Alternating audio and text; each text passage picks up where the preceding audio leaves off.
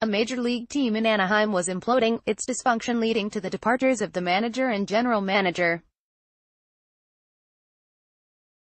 A AAA skipper in Albuquerque was reeling, the betrayal of his bosses shattering his hopes of remaining with the organization he grew up in. The turbulence that jarred the Angels in the summer of 1999 was unrelated to the turmoil that shook then Dodgers minor league manager Mike Scioscia, but the combination sparked a string of events that changed the course of history for one, possibly two, Southern California baseball franchises. Advertisement. A beleaguered Terry Collins, tired of dousing the clubhouse fires that flared throughout a disappointing and dissension-filled 70-92 season, resigned as Angels manager on September 2, 1999. Scioscia, the hard-nosed catcher who helped the Dodgers win the 1981 and 1988 World Series and was being groomed as their next manager, quit on Sept. after he felt his authority was undermined by the Dodgers' new front office regime. A three-part series. Part 1, Mike Scioscia joins the Angels. Part 2, Mike Scioscia leads Angels to 2002 World Series title.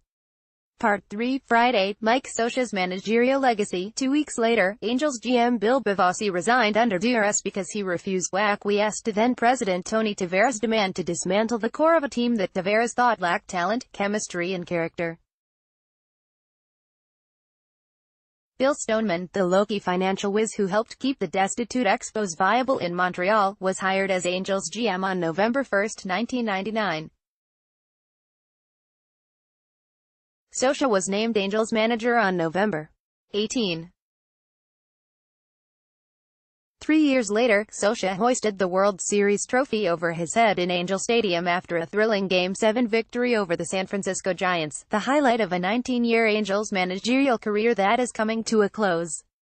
Scioscia, who ranks 18th on baseball's all-time win list with 1,646 victories through Monday, is expected to step down after Sunday's season finale against the Oakland A's.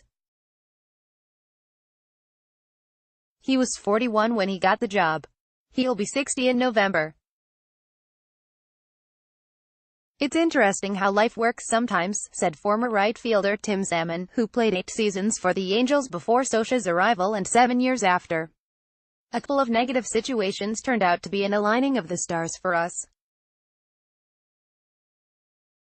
It's almost as if it was meant to be, because when you think about it, it must have taken something pretty powerful or strong or bad to go wrong to pull a guy like Mike Scioscia, who was Dodgers blue through and a World Series hero for them, away from that organization, and for him to go across town." Scioscia began to sour on the Dodgers when he walked to the mound to make a pitching change in the summer of 1999, and a front office emissary working in the bullpen that night sent a different pitcher into the game. Scioscia spent 22 years with the Dodgers, including 13 as a big league player, 2 as their minor league catching coordinator, 2 as a major league coach and 1 as their AAA manager. He thought he had a future with the team, but it became clear that night that, under new GM Kevin Malone and the Fox group that took over the Dodgers from Peter O'Malley in 1998, his opinions didn't carry as much weight. Scioscia resigned after the Pacific Coast League season, saying he wanted to pursue options with other major league organizations, while the Walt Disney Co.'s pursuit of a new Angels GM slowed. Taveras offered the manager job to Don Baylor in late October. The former Colorado manager and Angels slugger was too far along in a process that resulted in him being hired by the Chicago Cubs. Advertisement. Stoneman was hired on November 1, and Taveras turned the manager search over to his new GM, who compiled a list of 7 finalists: Joe Maddon, the interim manager after Collins left, Ken Macha, Bob Boone, Chris Chambliss, Hale McRae, Joel Skinner and Scioscia. Mike Scioscia in 2000. Gevork Jansizian, Associated Press. Stoneman interviewed Scioscia during a meeting that lasted several hours during baseball's GM meetings at the Ritz-Carlton in Dana Point on November 9. "He came across as the type of guy the first wanted, a guy who would be dedicated," said Stoneman, who spent 8 years as the Angels GM and is now a senior advisor. "How he and the Dodgers went about things was pretty similar to how we went about things in Montreal with manager Felipe Alou. I also remember thinking how intelligent he was and how positive his attitude was. He understood the game well, which I figured, him being a catcher for so long. The people I talked to who knew him spoke highly of him. I walked out thinking this guy could do it, no question. Scioscia was the only candidate brought back for a second interview a week later. I made up my mind, Stoneman said. He was the guy. Salmon was skeptical. The notoriously penny-pinching Angels had no plans to increase their projected $60 million payroll for 2000. Ace Chuck Finley was fielding free agent offers and eventually left. Outfielders Garrett Anderson and Jim Edmonds would be free agents after 2000. Trade rumors swirled. Was Scioscia, who had one season of managing experience, the right guy for the job? Or was he the cheapest option, having signed a 3-year, $1 million deal with the Angels? I have no idea, no clue, what direction we're heading, Salmon said the day Scioscia was hired. Are you going to put together a team to try to win or a team that is cost-efficient? A call to friend and former teammate Sean Bosky, the former Angels pitcher who spent the 1999 season with Scioscia at Albuquerque, provided little clarity. He was kind of raising an eyebrow because Scioscia was on the front end of that new wave of managing. He wasn't that old school, in-your-face, call it like it is manager, Salmon said. He was always very positive and upbeat and funny, and he kept things loose. And I always remember Sean saying, you know what?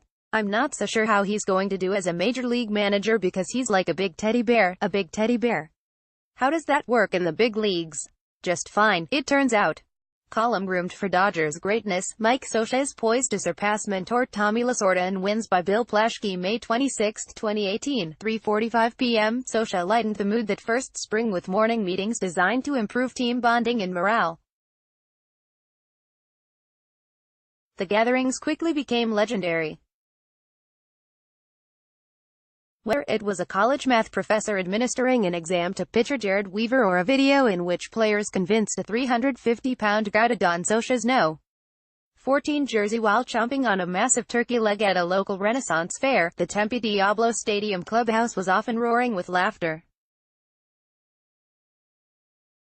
I remember that first spring thinking, gosh, I didn't want spring training to end, Salmon said. It was so much fun, those morning meetings. There was a heightened sense of morale from what we had the year before. Scioscia brought a breath of fresh air with his humor. He could communicate with the Latin players. Could see this team coming in a way that was desperately needed after the problems we had in 1999. Advertisement on the field, Scioscia implored players to be aggressive on the bases and on defense, to not worry about making mistakes. In the dugout, in the clubhouse, he remained even-keeled, rarely allowing his moods to swing with the emotional highs and lows of the game. Scioscia has been a rock, an enduring trait that shined in 2009, when he guided the Angels through a season that began with the shocking death of 22-year-old pitcher Nick Adenhart in a car accident and ended 2 wins shy of the World Series, the Angels losing to the New York Yankees in a 6-game American League Championship Series. Scioscia's National League style of play wasn't a perfect fit for a 2000 team that went 82-80 and featured 4 sluggers, Troy Glaus, Mo Vaughn, Anderson and Salmon, who hit 34 homers or more. But it was the right match for the personnel of teams that won the 2002 World Series and 5 division titles from 2004 to 2009. He changed the culture and the way you thought about the game and doing things, Salmon said. You go back to 2000. We needed consistency, continuity, that steady-as-you-go captain of the ship who can right things, who doesn't get too high or too low, who keeps the right perspective. He knew how to put guys in situations to be successful. He sized up guys' strengths and weaknesses and put them out there to succeed. I think that's what you saw in Scioscia, and I think that's what I've seen all the way to this point. The past 9 years were not as fruitful as Scioscia's first decade. The Angels won 1 division title, in 2014, and have not won a playoff game since 2009. But Scioscia, at the end of a 10-year, $50 million deal, did pass his mentor, former Dodgers manager Tommy Lasorda, on the all-time win list this season, and during his tenure in Anaheim, the Dodgers churned through 6 managers: Davey Johnson, Jim Tracy, Grady Little, Joe Torre, Don Mattingly and Dave Roberts.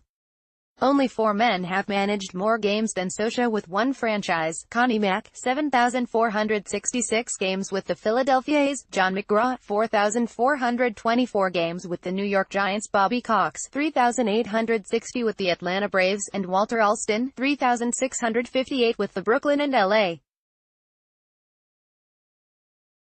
Dodgers. "I had no idea where this thing was going when we hired Mike," Stoneman said, "but I'm glad it lasted this long." Mike.DiGiovanna at LATimes.com. Twitter, @MikeDiGiovanna.